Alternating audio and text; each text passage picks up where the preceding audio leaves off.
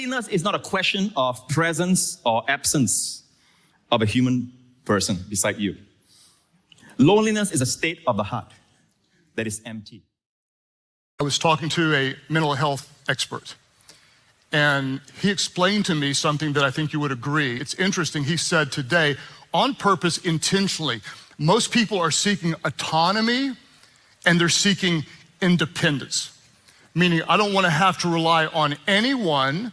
And in many ways, they're trying to design a life without the risk of intimacy.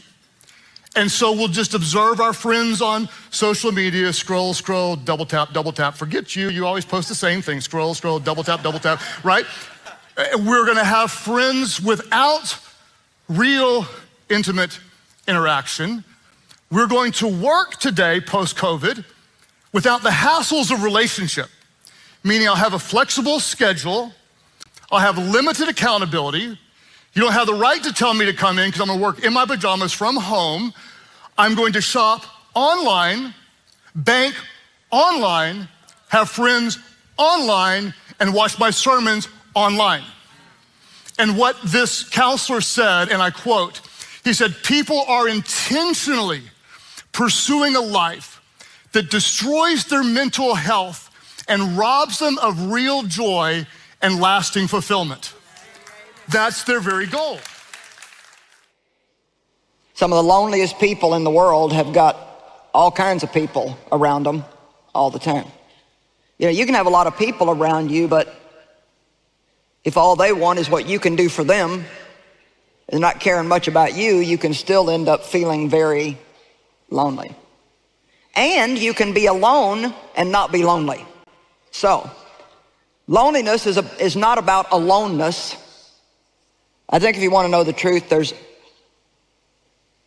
probably an unbelievable number of lonely people in the world.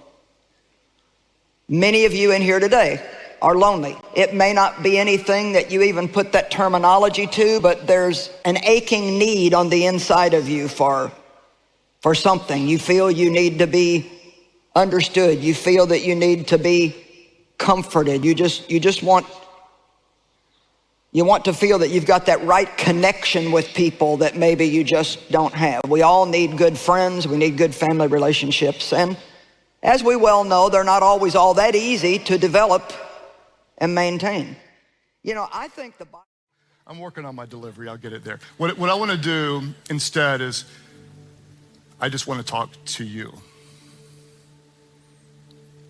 I want to talk to you. Because many of you, you know there's something better, that God never intended it to be the way it is right now. And so for you, you could take a step of faith, maybe even call it a risk, and get out of your little world and love someone as God loved you. And then when you see someone who's hurting, maybe the person next to you or maybe on the other side, you see someone who's in need. You see someone who lost a loved one. Maybe this time you don't just leave a comment and you don't just send a text, but maybe you pick up the phone and call them. Or better yet, you get weird and drive across town and knock on their door and hug them. And when the tears stop flowing, you just keep on hugging. And then one day when you're the one that's hurting, someone will do the exact same thing for you.